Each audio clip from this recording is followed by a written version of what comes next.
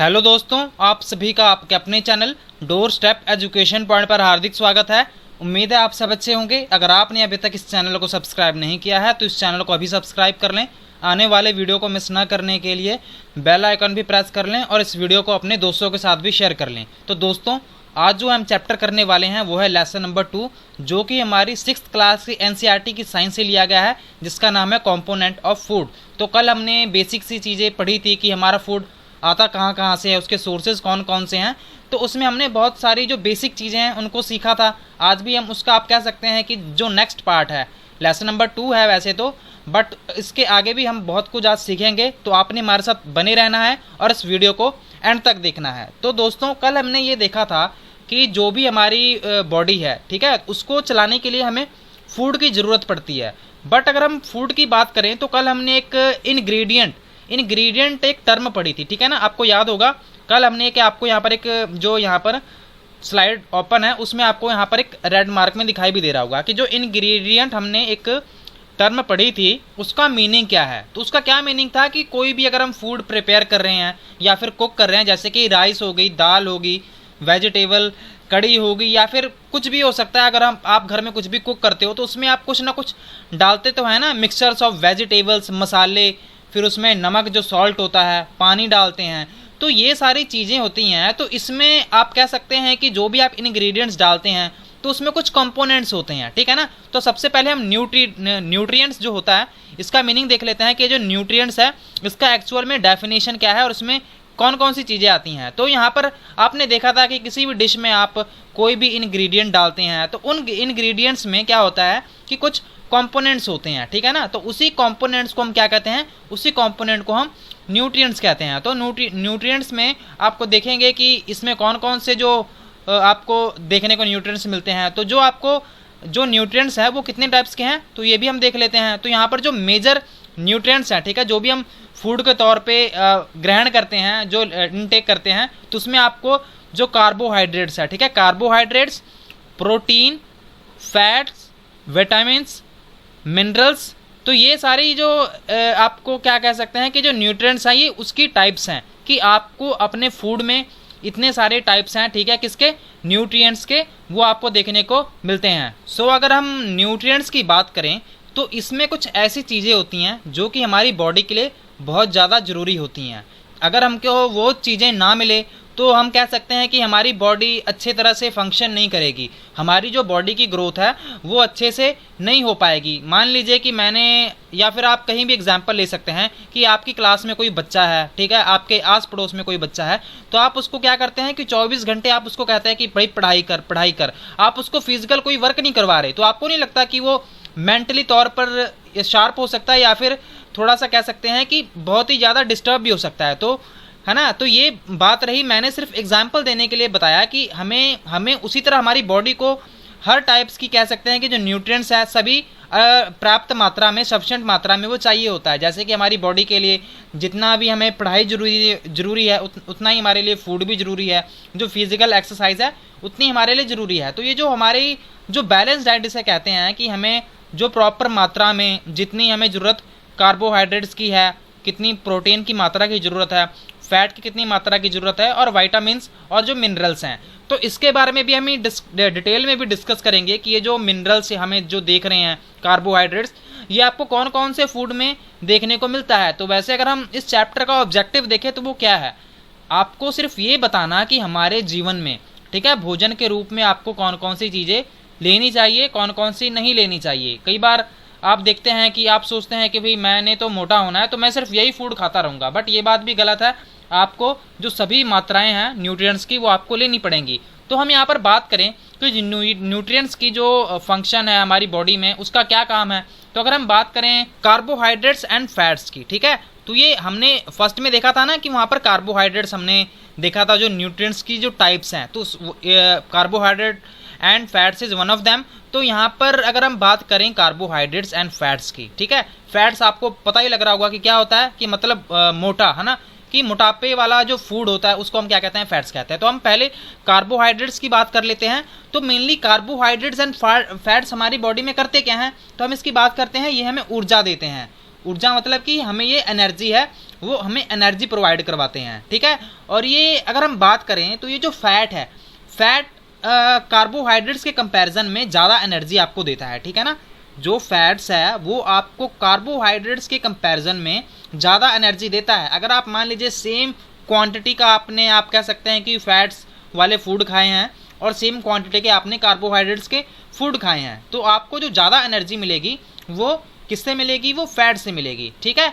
तो एक मैं और एडिशनल यहाँ पर बात ऐड कर देता हूँ कि यहाँ पर अगर आपने फैट वाले, आप कह सकते हैं कि जो फूड है वो लेते जा रहे हैं, बट आप क्या कर रहे हैं कि आप जो फिजिकल एक्सरसाइज है, ठीक है, वो नहीं कर रहे, तो आप क्या होगा, आप मोटे होंगे। अगर फिजिकल एक्सरसाइज करेंगे तो उससे क्या होगा, जो एनर्जी होगी वो आपकी जो बॉडी है वो यूज़ कर लेगी, ठीक है। इसके कारण जो फैट वाले जो फूड हैं, इसके कारण जो आपकी बॉडी होगी वो मेंटेन रहेगी। तो अगर हम बात करें सोर्सेज ऑफ कार्बोहाइड्रेट्स की, जो हमें कार्बोहाइड्रेट्स है वो कौन कौन से फूड से मिलता है, तो हम बात करते हैं राइस की, जो चावल होते हैं, वीट, और यहाँ पर जो मेज हो गया, मेज क्या होता है, जो आपने मक्की सुनी होगी ना, मक्का, ठीक है, वो मक्का होता है, उसे मेज कहते हैं इंग्लिश में। तो हम बात करें शुगर केन, ये क्या होता है, गन्ना, ठीक है। तो इन सभी चीज़ों से हमें क्या मिलता है, कार्बोहाइड्रेट्स मिलता है। तो आपको यहाँ पर एक फिगर भी दिखाई दे रही होगी जिसमें आपको स्वीट पोटैटो, वीट, राइस, बाजरा, maize, mango, melon, papaya, sugar cane and potato.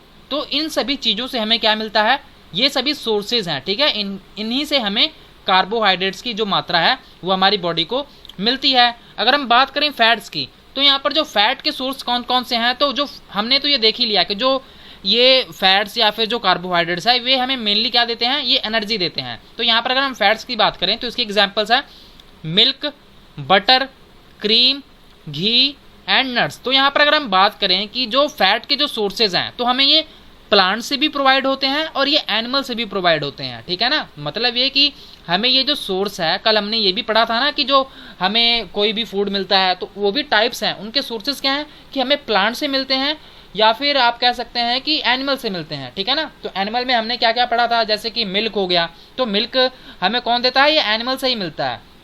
जैसे कि मिल्क से बने हुए प्रोडक्ट हो गए, घी हो गया, मक्खन हो गया, बटर हो गया, कितनी सारी चीज़ें, यहाँ पर एग्स की बात कर लें, फिशेस की बात कर लें, तो ये हमें एनिमल से ही तो मिल रहा है। अगर हम यहाँ पर, आपको ये फिगर यहाँ पर ए दिखाई दे रही है, ठीक है, तो यहाँ पर आपको क्या दिखाई दे रहे हैं, नट्स दिखाई दे रहे हैं, तिल दिखाई दे रहा है। ग्राउंड नट्स क्या होता है, मूंगफलियाँ होती हैं।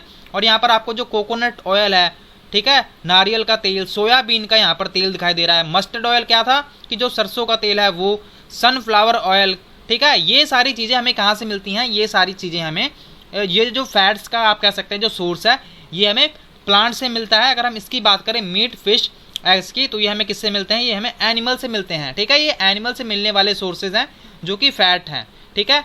अब हम बात करते हैं प्रोटीन्स की। तो हाँ, एक और बात यहाँ पर ऐड करनी रह गई थी कि जो ये कार्बोहाइड्रेट्स एंड फैट्स हैं, इसको हम एनर्जी गिविंग फूड भी कहते हैं, ठीक है। एनर्जी गिविंग फूड्स भी हमें कहते हैं। ऑलरेडी हमने ये तो देख ही लिया कि भाई इनसे हमें एनर्जी जो है वो मिल रही है, ठीक है। बेसिकली हमें इनसे एनर्जी मिल रही है, तो हम इनको एनर्जी गिविंग फूड भी लिख देते हैं। तो आपको ये एग्जाम में भी ऐसे भी पूछा जा सकता है कि एनर्जी गिविंग फूड कौन कौन से हैं, तो आपको एग्जाम्पल्स में अब कुछ भी लिखा हो सकता है, तो आपने उस हिसाब से अपना जवाब है उसको देना है। अगर हम बात करें यहाँ पर प्रोटीन्स की, तो ठीक है, तो प्रोटीन्स क्या होते हैं, तो ये हमारी बॉडी के ग्रोथ के लिए, या फिर जो हमारी बॉडी होती है, मान लीजिए कि कोई आपका मसल्स है, ठीक है, वहाँ पर थोड़ी सी चोट लग गई है, ठीक है, अंदर से कोई चोट लग गई है, तो उसकी रिपेयरेशन के लिए भी, रिपेयर के लिए भी आपको जो प्रोटीन की मात्रा है वो बहुत ही ज़्यादा हेल्पफुल होती है। तो यहाँ पर अगर हम फूड की बात करें, ठीक है, तो यहाँ पर फूड आपको एग्जाम्पल भी यहाँ पर देखने को मिलेंगी। तो वैसे हम प्रोटीन की बात करें तो हम इसको बॉडी बिल्डिंग फूड भी कहते हैं, ठीक है, क्योंकि हमारी बॉडी बनाने के लिए बहुत ज़्यादा ज़रूरी होती है। तो आपने अक्सर देखा होगा कि जो स्टूडेंट्स हो गए या फिर जो भी जिम में जाते हैं वहाँ पर एक्सरसाइज करने, तो उनको ये सजेशन दिया जाता है कि आपने ज़्यादा से ज़्यादा प्रोटीन की जो मात्रा है वो लेनी है, ठीक है ना। क्योंकि कई बार आप एक्सरसाइज करते करते आपकी बॉडी बहुत ज़्यादा पेन करने लग जाती है, ठीक है। तो कई बार ऐसा होता है कि आप कह सकते हैं कि थोड़ी बहुत अंदर से इंजरीज भी हो जाती हैं, तो इसके लिए हमें प्रोटीन की मात्रा यहाँ पर है वो लेनी पड़ती है। अगर यहाँ पर एग्जांपल्स देखें तो हमें सोर्सेज ऑफ प्रोटीन का, तो ये हमें जो ग्राम, ठीक है, आपने बहुत बार देखा भी होगा और यहाँ पर सुना भी होगा कि हमें ग्राम्स बहुत खाने चाहिए। ग्राम मतलब कि जो चने होते हैं, ठीक है, तो जो चने होते हैं उसको हमें यहाँ पर लेना है। और यहाँ पर जो सोयाबीन है, मीट हो गया, फिश हो गई, एग्स हो गया, पनीर हो गया। तो हमें इन सभी चीज़ों से जो प्रोटीन है वो यहाँ पर सबसे ज़्यादा मिलता है। तो हम बात करें कि जो प्रोटीन की जो आप कह सकते हैं जो सोर्सेज हैं, ठीक है, तो वो हमें प्लांट से भी मिलते हैं और एनिमल से भी मिलते हैं। तो यहाँ पर आपको जो यहाँ पर डायग्राम दिखाई दे रही है, जैसे कि यहाँ पर जो मटर है, पीस हो गया, ग्राम हो गया, यहाँ पर जो मूंग की दाल हो गई, तुअर दाल, यहाँ पर जो बीन्स हो गए और यहाँ पर जो सोयाबीन्स हो गए। तो इन सभी से ये कौन से हैं, ये प्लांट के सोर्सेज हैं, ठीक है, प्लांट सोर्सेज हैं जिनसे हमें प्रोटीन मिलता है। और यहाँ पर आप देख रहे हैं कि जो मीट, फिश, पनीर और मिल्क और एग्स हो गए, ये हमें कह सकते हैं कि ये एनिमल सोर्सेज हैं जिनसे हमें प्रोटीन हमें मिलता है। अब हम बात करते हैं विटामिन की। तो विटामिन अगर हम बात करें तो विटामिन की ज़रूरत है हमारी बॉडी को क्यों है, ठीक है। तो ये क्वेश्चन ऑब्वियस बात है कि हमारे मन में जरूर से राइज होना चाहिए। तो अगर हम बात करें विटामिन की, तो विटामिन क्या करती है हमारी बॉडी के लिए। तो आपने देखा होगा कि बहुत सारे जो डिजीजेज होते हैं उनको हराने के लिए हमें विटामिन की ज़रूरत पड़ती है। तो हम बात करते हैं कि हमारी जो आइज़ हैं उनको थोड़ा सा भी कह सकते हैं कि इसकी आंखों की जो रोशनी है, ठीक है, इसको मेंटेन करने के लिए, या फिर हड्डियां हैं उसको मजबूत करने के लिए, जो हमारे दांत होते हैं तित, उसको मजबूत करने के लिए, और जो हमारे मसूड़े होते हैं, जो गम्स होते हैं, तो कई बार आपने देखा होगा ना कि छोटी सी भी इंजरी हो जाती है तो वो जल्दी ठीक नहीं होती, उसमें ब्लीडिंग ही होती रहती है। तो यहाँ पर बात आपने कई बार ऐसे भी पर्सन देखे होंगे कि जिनके दांतों में प्रॉब्लम हो जाती है, या फिर हड्डियों की भी कई बार प्रॉब्लम हो जाती है। कई लोगों को जो चश्मे हैं, ठीक है, वो बहुत जल्दी लग जाते हैं। तो ये सारे कारण क्या है उनको भी तो पता, अगर क्या पता उनको ये सारी जो बातें हैं वो पता होती, तो वो इन सभी जो चीज़ें हैं, ठीक है, जैसे कि जो विटामिन्स है जो उनकी बॉडी के लिए ज़रूरी हैं, ठीक है, तो वो अगर टाइम से लेते तो शायद उनको वो बीमारियां नहीं होती। तो इसीलिए हमें ये बातें पता होनी चाहिए। तो यहाँ पर हम देख लेते हैं कि कौन कौन से जो विटामिन्स हैं वो हमारे शरीर के लिए ज़रूरी है। अगर हम इनको ना लेंगे तो हमें कौन सी जो बीमारियां हैं या फिर जो डिजीज़ेज़ हैं वो हो सकते हैं। तो सबसे पहले हम विटामिन्स की बात कर लेते हैं। तो विटामिन ए की बात करते हैं। तो यहाँ पर अगर हम विटामिन ए की बात करें तो ये जो हमारी स्किन है, ठीक है, स्किन को कह सकते हैं कि मेंटेन करने के लिए, ठीक है, और हमारी जो आई है, ठीक है, जो आंखें हैं, इसको हेल्थी रखने के लिए हमें विटामिन ए की ज़रूरत पड़ती है। तो यहाँ पर अगर हम बात करें तो हमें एग्जाम्पल्स देखें कि जो ये विटामिन ए है इसकी कौन कौन सी एग्जाम्पल्स हैं। तो ये हमें जो विटामिन ए है ये हमें मिल्क से, कैरेट से, और जो स्वीट पोटैटो होते हैं, ठीक है, आप कह सकते हैं शकरकंदी जिसे कह देते हैं, तो ये हमें दूध हो गया, और यहाँ पर आपको जो गाजर होती है ना, ठीक है, तो ये हमें इन सभी चीज़ों से क्या मिलता है, विटामिन ए मिलता है। तो यहाँ पर आपको पपाया भी दिखाई दे रहा होगा, कैरेट, मैंगो, तो यहाँ पर हमें ये इन सभी से क्या मिलता है, विटामिन ए मिलता है। अगर हम बात करें विटामिन बी की, ठीक है, तो विटामिन बी भी हमारे लिए बहुत ज़्यादा जरूरी होता है।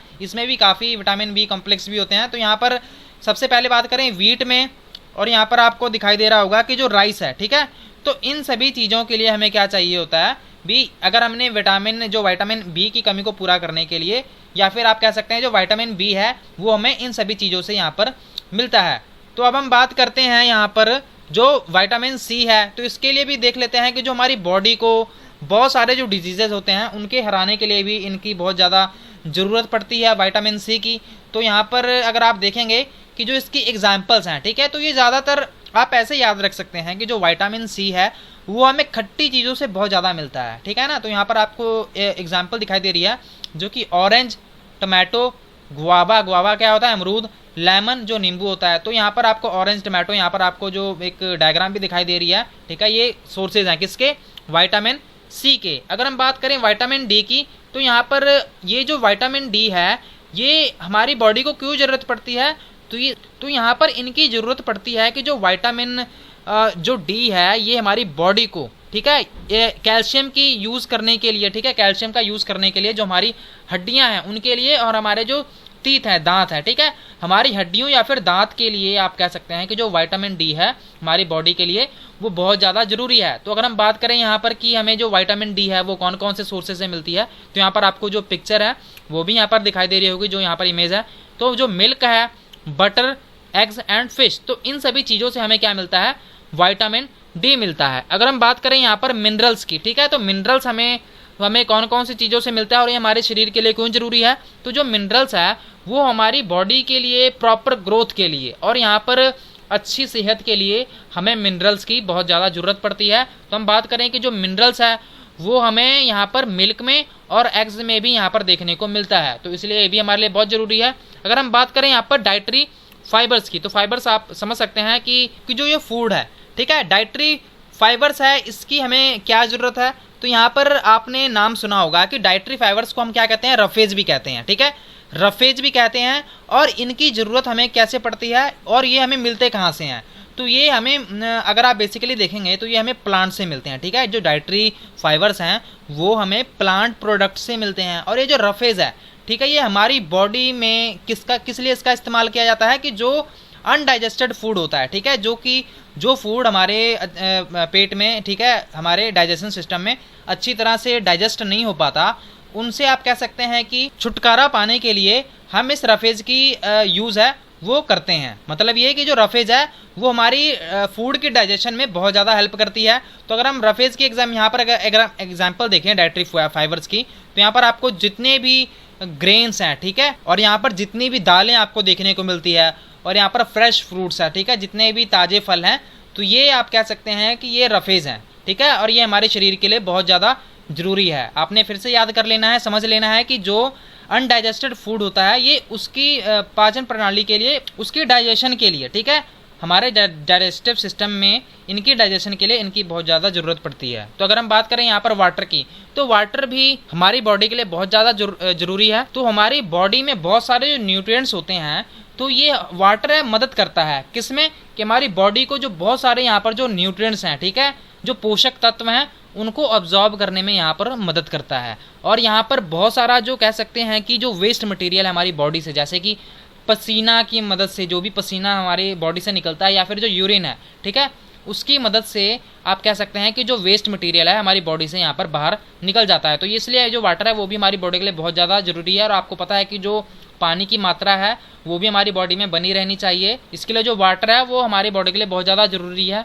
तो यहाँ पर आप कह सकते हैं कि वाटर के रूप में आप क्या क्या यहाँ पर ले सकते हैं, जैसे कि वाटर, मिल्क एंड टी, ठीक है, तो ये इसमें मदद करते हैं। अगर हम बात करें यहाँ पर बैलेंस डाइट की, तो बैलेंस डाइट यहाँ पर क्या होती है, तो ये बैलेंस डाइट वो होती है कि अगर हम गुड अमाउंट ऑफ न्यूट्रिएंट्स, ठीक है, roughage and water is called balance diet, कि आप सभी मात्रा में, ये वैसे ऑलरेडी हमने जब ये चैप्टर शुरू किया था तो हमने ये पढ़ लिया था कि भाई बैलेंस डाइट वैसे होती क्या है कि हमें ना जो सभी न्यूट्रिएंट्स हैं उसको प्रॉपर मात्रा में लेना है, कि प्रॉपर मात्रा में जो न्यूट्रिएंट्स हैं, जो रफेज है और जो पानी है, ठीक है, इन सभी को हमने प्रॉपर मात्रा में लेना है, तभी हम कह सकते हैं कि वो बैलेंस डाइट है। तो यहाँ पर अब अगर आप एग्जांपल देखेंगे तो ये जो दालें होती हैं, pulses, ground nuts, soybean, vegetables, तो ये इसकी एग्जांपल्स हैं, ठीक है, तो इसको हम कहते हैं बैलेंस डाइट। अगर हम यहाँ पर बात करें कि अगर हमने चेक करना हो कि किसी फूड में स्टार्च या फिर प्रोटीन या फिर फैट है कि नहीं है, तो ये वैसे तो एक्सपेरिमेंट दिया हुआ है कि आपने ये कैसे यहाँ पर चेक कर सकते हैं कि किसी फूड में अगर आपने चेक करना है कि इसमें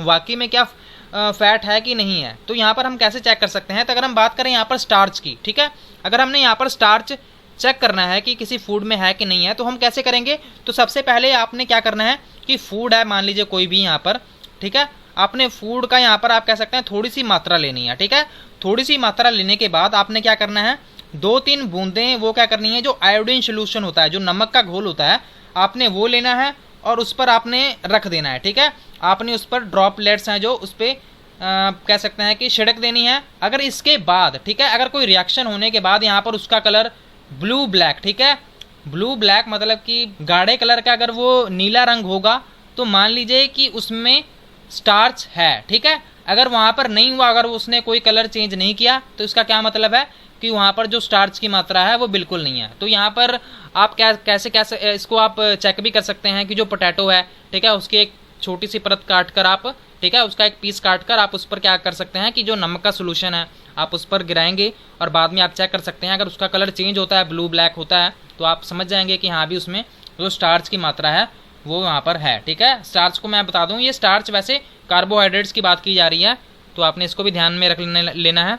अगर हम यहाँ पर बात करें कि अगर आपने यहाँ पर प्रोटीन की मात्रा देखनी है किसी फूड में है कि नहीं है, तो आप ये कैसे चेक कर सकते हैं। तो आपने क्या करना है कि आपने थोड़े क्वांटिटी का फूड लेना है, थोड़ा सा फूड लेकर उस पर आप क्या करना है कि आपने उसको टेस्ट ट्यूब में डाल देना है, ठीक है। यहाँ पर आपको जो एक्सपेरिमेंट है वो भी करते हुए दिखाई दे रहा होगा कि एक जो बॉय है यहाँ पर, तो यहाँ पर आपने क्या करना है, टेस्ट ट्यूब में आपने जो फूड की मात्रा है वो रख देनी है और यहाँ पर कुछ 10 बूंदे, ठीक है, कॉपर सल्फेट की, ठीक है, और यहाँ पर 10 बूंदे जो कॉस्केट सोडा होता है, ठीक है, आपने इसमें मिक्स कर देना है और बाद में, ठीक है, थोड़ा सा वेट करना है। अगर ये वॉयलेट कलर का हो जाता है, ठीक है, वॉयलेट मतलब कि अगर ये बैंगनी कलर का ये हो जाता है तो हमें ये पता लग जाएगा कि इसमें प्रोटीन की मात्रा है या नहीं है। अगर नहीं होगी तो इसका मतलब ये है कि उसमें प्रोटीन नहीं है। तो अगर आपने ये एक्सपेरिमेंट करके देखना है तो आप ये जो दूध होता है, मिल्क, आप इसमें ये करके देख सकते हैं, तो इसका कलर जो होगा वो वायलेट हो जाएगा। अगर हम यहाँ पर बात करें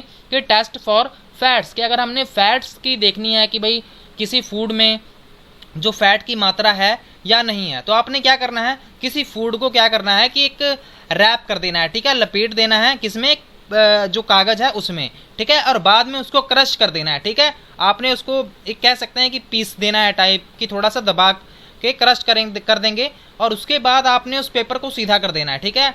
तो आपने ध्यान से देखना है कि क्या उसमें एक तेल जैसी परत लगी हुई है कि नहीं लगी हुई है, ठीक है। तो आपको वहाँ पर एक ऑयली एक परत देखने को मिल जाएगी, तो आप समझ जाएंगे कि हाँ भी इसमें क्या है, इसमें फैट की मात्रा है। अगर ये ऐसा ना हो, फिर कई बार ऐसा भी होता है कि जो हम फूड होता है उसमें थोड़ी सी पानी की मात्रा भी होती है, तो हम कई बार कंफ्यूज हो जाते हैं कि भाई इसमें फैट है कि नहीं है। तो आपने क्या करना है, उस पेपर को कुछ टाइम तक वहाँ पर छोड़ देना है कि थोड़े टाइम तक ये जो पानी की मात्रा थी वो सूख जाए। तो उसके बाद अगर आपको वहाँ पर कोई ऑयली पैच वहाँ पर देखने को मिलता है तो आपने समझ जाना है कि उसमें जो फैट की मात्रा है वो है, ठीक है, किसी फूड में। अगर हम बात करें डेफिशिएंसी ऑफ डिजीजेस की, जो हमें यहाँ पर बीमारियाँ होती हैं न्यूट्रिएंट्स की कमी के कारण, वो कौन कौन सी बीमारियां हैं, ये भी वेरी इंपॉर्टेंट, तो आपने इसको भी ध्यान से देखना है। तो यहाँ पर कौन कौन सी बीमारियां होती हैं, तो अगर हम बात करें यहाँ पर नाइट ब्लाइंडनेस की, ठीक है, ये कह सकते हैं कि जो लोग अंधे हो जाते हैं, ठीक है, या फिर उनको धुंधला या फिर कम दिखाई देने लग जाता है, तो वो किस कारण होता है, वो विटामिन ए की कमी के कारण होता है। तो विटामिन ए की कमी के कारण आपको क्या होता है कि आपको कम दिखाई देने लग जाता है, ठीक है ना। अगर हम यहाँ पर तो विटामिन ए की अगर आपको कमी हो गई है तो आपने क्या करना है, हरी सब्जियां हैं वो ज़्यादा से ज़्यादा खानी है। तो अगर हम यहाँ पर बात करें बेरी की, तो ये जो बेरी है ये विटामिन B1 की कमी के कारण हो जाता है। आपने याद रखना है, विटामिन B1 की कमी के कारण क्या होता है, बेरी हो जाता है। और बेरी में आपको क्या सिम्टम्स है, वो कैसे हो जाते हैं कि इसमें जो आपकी जो मसल्स हैं, ठीक है, जो आपकी मसल्स हैं, मांसपेशियां हैं, वो कमज़ोर हो जाती हैं, और जो पर्सन है, ठीक है, उसके पास आप कह सकते हैं कि वो बहुत जल्दी थक जाता है, वो कोई भी काम जल्दी से कर नहीं पाता। तो यहाँ पर एक और यहाँ पर कह सकते हैं कि डिजीजेज है, ठीक है, उसका नाम है स्कर्वी। तो स्कर्वी कौन सी बीमारी है, तो यहाँ पर जो स्कर्वी डिजीजेज है ये कब हो जाती है, जब आपको विटामिन सी की कमी हो, ठीक है। तो स्कर्वी में जो आपके जो गम्स हैं, जो मसूड़े हैं, ठीक है, ये आप कह सकते हैं कि इसमें से खून निकलता रहता है, ब्लीडिंग होती रहती है, और बहुत टाइम लग जाता है, ठीक है, कि इसको ठीक होने में भी बहुत ज़्यादा टाइम लग जाता है। तो ये क्या है, ये स्कर्वी है। अब हम यहाँ पर नेक्स्ट पेज पर चलते हैं, तो हम बात कर लेते हैं रिकेट्स की। तो रिकेट कौन सी बीमारी है, तो यहाँ पर देख लेते हैं कि जो रिकेट्स है ये जो डिजीजेज है, ठीक है, ये विटामिन डी की कमी के कारण हो जाता है। तो यहाँ पर जो रिकेट्स में जो बोन्स हैं, जो आपकी हड्डियाँ हैं, वो बिल्कुल ही नरम हो जाती हैं और वो मुड़ भी जाती हैं, ठीक है, तो इसको रिकेट्स कहते हैं। तो ये हड्डियों का रोग, आप इसको ऐसा भी समझ सकते हैं। अगर हम यहाँ पर बात करें बोन एंड टूथ डिके, ठीक है, तो यहाँ पर जो हड्डियां हैं या फिर जो दांत है वो सड़ने लग जाते हैं। तो ये क्यों होता है, तो ये बात करें तो ये कैल्शियम की कमी के कारण होता है। और कैल्शियम किस में होता है, ये आपने देखा ही था कि जो दूध है उसमें भी कैल्शियम आपकी जो मात्रा है वो देखने को मिलती है। तो यहाँ पर जो बोन्स हैं वो कमज़ोर होने लग जाती हैं और जो दांत है वो सड़ने लग जाते हैं, ठीक है ना। तो ये यहाँ पर एक बात रही कि बोन्स एंड टूथ डिके में ये होता है। अगर हम यहाँ पर बात करें गोइटर की, ठीक है, तो यहाँ पर जो गोइटर है, तो ये जो नमक की कमी होती है ना, जो आयोडीन है, ठीक है, आयोडीन आपको किस में ज़्यादातर मिलेगा, जो सी फूड्स देखने को मिलते हैं, जैसे कि फ़िश हो गई या फिर और भी कोई जो सी फूड है वो कंज्यूम किया जाता है। और यहाँ पर नमक तो हम करते ही करते हैं। तो नमक की कमी के कारण आपको क्या हो जाएगा, गोइटर हो जाएगा। तो यहाँ पर आपने गला देखा होगा ना, तो ये यहाँ पर जो गला होता है, जहाँ से आप बोलते हैं, जहाँ से वोकल कोड है, तो वो वाली जगह बहुत ज़्यादा सूज जाती है और बहुत ज़्यादा बड़ी हो जाती है, ठीक है। और कई बार अगर बच्चों में भी ये देखा जाता है कि जो मेंटल डिसेबिलिटी हो जाती है, कि बच्चे का जो दिमाग है वो फिर अच्छे ढंग से काम नहीं कर पाता, तो ये किनके कारण हो जाता है, ये गोइटर के कारण यहाँ पर हो जाता है। अगर हम यहाँ पर बात करें अनीमिया की, तो अनीमिया में कौन सी बीमारी होती है और ये किस चीज़ के कारण होती है, ठीक है, कौन सी न्यूट्रिएंट्स की कमी के कारण होती है, तो यहाँ पर ये जो बीमारी है वो आयरन की कमी के कारण हो जाती है। और इस बीमारी में क्या होता है कि आपको बहुत ही ज़्यादा कमज़ोरी महसूस होने लग जाती है, ठीक है, आप कोई भी काम अच्छे से कर नहीं पाते हैं। तो ये किसके लक्षण है, ये अनीमिया के लक्षण है। तो आपको अनीमिया को दूर करने के लिए, ठीक है, या फिर इसको ना, ये आपको कभी बॉडी में हो ही ना, तो आपके लिए आपको क्या करना चाहिए, जो पालक होती है, ठीक है, जो स्पिनच है, वो आपने ज़्यादा से ज़्यादा खानी है, ठीक है, तो इससे वो नहीं होगा। तो ये हमारा लास्ट कह सकते हैं कि टर्म थी। तो आपको ये चैप्टर कैसा लगा आपने हमें कमेंट करके ज़रूर बताना है। अगर आपको ये यूज़फुल लगा हो तो आपने सेशन को लाइक कर लेना है और अपने दोस्तों के साथ भी ज़रूर से शेयर कर लेना है। Thank you so much for watching. God bless you all.